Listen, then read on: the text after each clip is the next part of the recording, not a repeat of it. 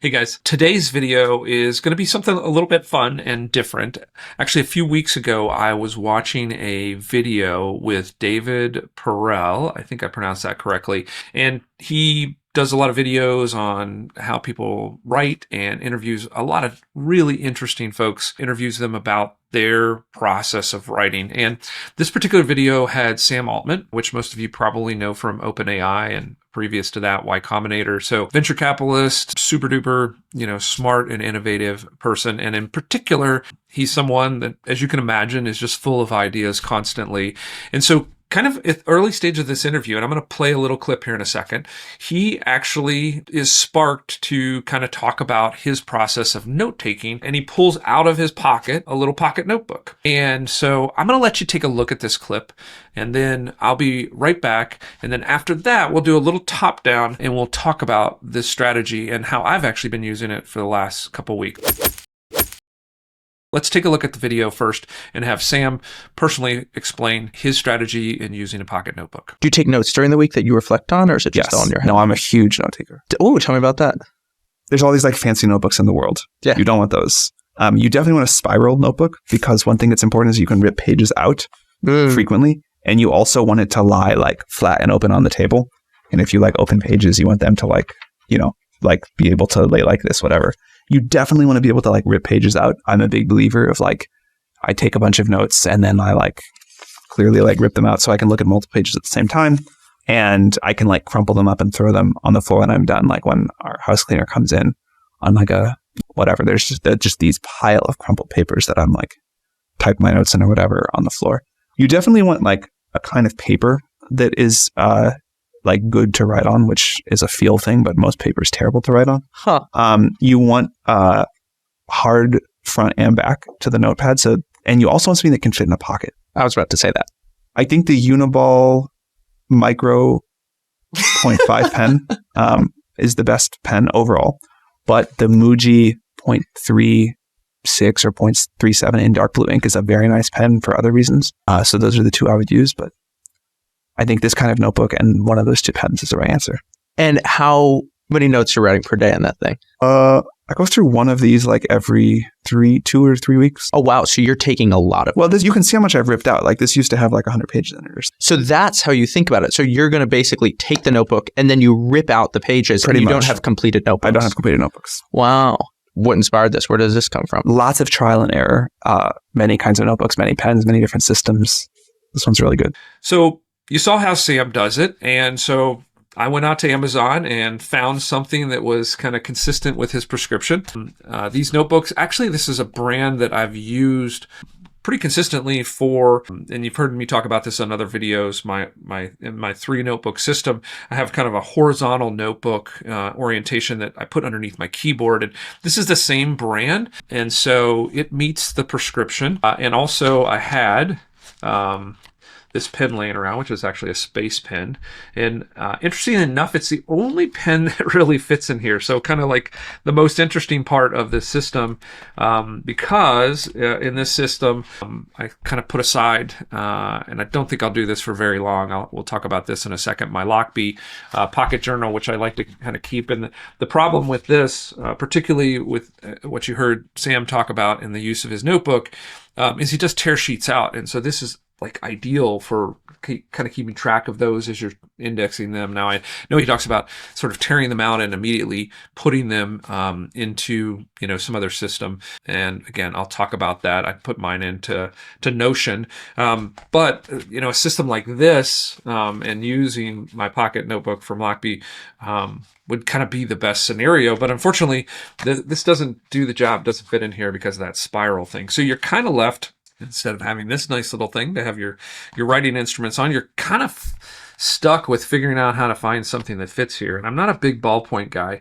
but this is really all that fits. And I kind of went through my collection of pens. This is my Uni 1, which I love as well. Kind of does it, but it's kind of a pain in the butt to stick it in and out there. So this is probably...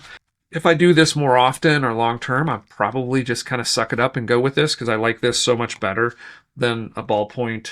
Yeah, my other go-to, kind of does it. So that might be an option as well. the larger, this is the micro Uniball. It'll fit in there, but the kind of the normal size, for whatever reason, is a little bit thicker, and so it doesn't fit in there.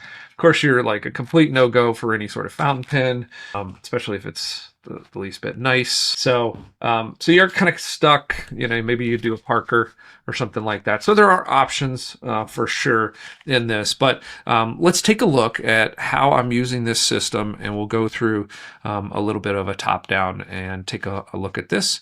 And I'll go through the complete system from what I put in here particularly, and then also what do I rip out and what do I do with it. And you can see, well, maybe you can't really notice, but I've already started to pull some pages out of this and index them into Notion. So let's take a look at the top-down.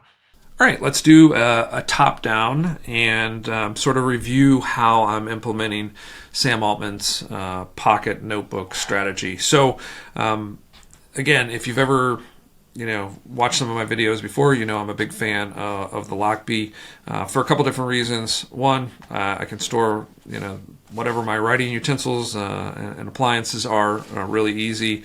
I can stick standard field notes in here.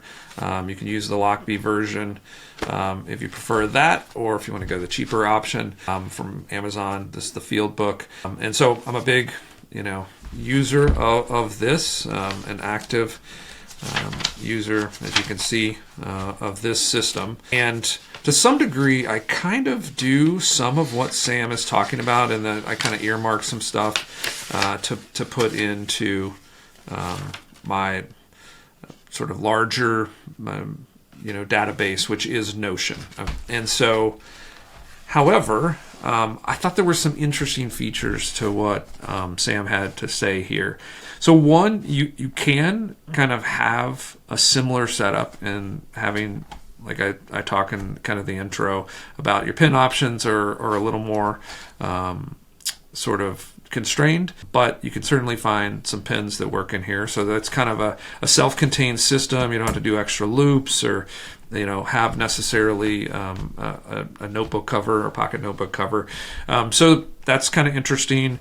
Like I said, I pulled out these, and I'll link to the actual brand. So this is a great brand. I looked through a couple to find something that would sort of satisfy the specs of what Sam Altman was talking about.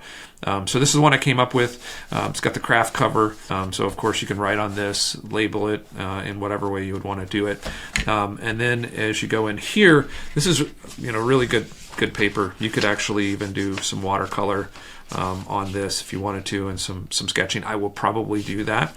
But you can see in the first sort of week or so, I've already torn some pages out of here, but I wanted to give you a real feel for sort of, specifically what I'm using this notebook for.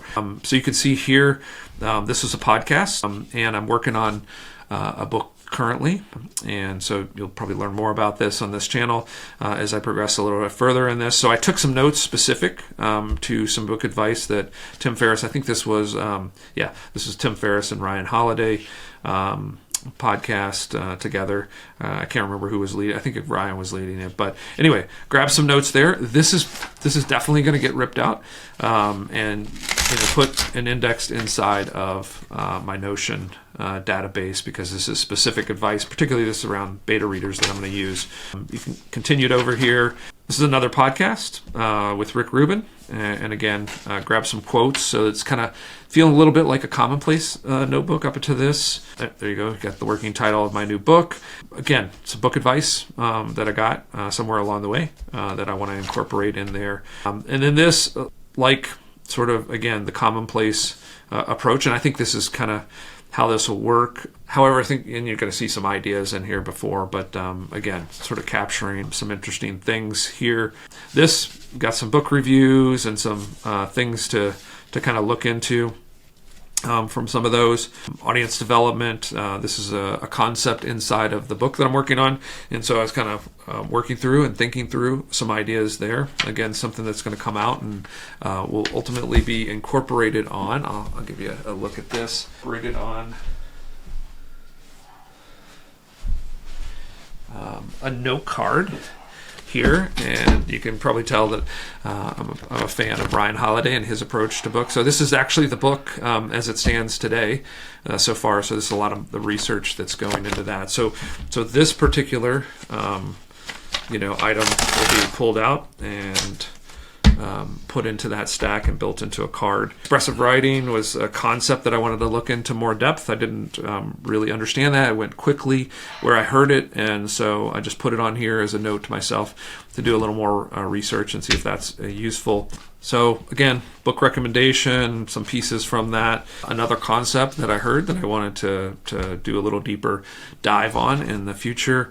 This is a tip on using ChatGPT. This is a concept, again, that I'm going to take out and put into a piece of content that I haven't developed yet. So it was a theme, something triggered the thought, and I just kind of wrote it down on here. And it's like, hey, I need to talk to people about why it's hard to do PPC on your own if you're not an expert. This is kind of interesting to, in the concept of personal brands. I wanted to research these two individuals in a little more depth. Interestingly enough, as I started doing that, Napoleon Hill is a bit of a shyster, apparently. There's a Gizmodo article, it's a little bit older now, kind of talks of him as somewhat of a charlatan. So I know a lot of people respect him, and maybe the writings still have some validity, but it's kind of interesting as you start to research these people and sort of the story behind them. Sometimes you may come to different conclusions than kind of what you originally thought. So anyway, that was a note there. Here we go. We're talking about this. This is me sort of outlining this particular video and the concept that I wanted to bring to you and kind of share with you on how using this. So a couple things just to go specific to this. As I flip through this, and Sam mentioned this, and I took this to heart. Like you can see, I ripped this out, and this is something I was not doing before. So if you kind of look at my normal method, even though I ripped some of these pages out, I use both sides of the page. And so as a result of that, I potentially lose part of that information, particularly if I'm moving it. Obviously, if I move it, I can use both. But if I want to put it in a different place, so you can see like my book writing process, we have different tabs here. And so each note should be relatively discrete, and so his process captures that better, and I made sure that I continued to do that by only using one side of the page. And then the other thing that I did, I don't think he mentioned this, but that I found as I was moving through this, because only using one side of the page, and you're trying to keep each sort of note somewhat discrete, you move through these pages really quickly, right? So I've only been using this for a week or so, probably almost a third of the way through the notebook, and as a result of that, it's kind of hard to figure out where you are, because you tend to, it's not like you open a couple pages and then you're ready to write. So I inserted kind of this additional feature, just a simple sticky note where I put on the back side of the last page that I worked on. So as I pick this up and I want to grab a quick note, because that's the intent of this, is to sort of quickly put down a single discrete note. And if you've got more, or you're working through a book or something, do multiple of these. When I pick this up, I want to be super quick and efficient here. So, like I said, I think this is something that I'm really enjoying. So even if I don't keep with this form factor, because I'm still kind of a big fan of this pocket journal, the whole system, so to speak, I may result to this. The only thing about this is these are much smaller notebooks, so I'll literally go through this in a week.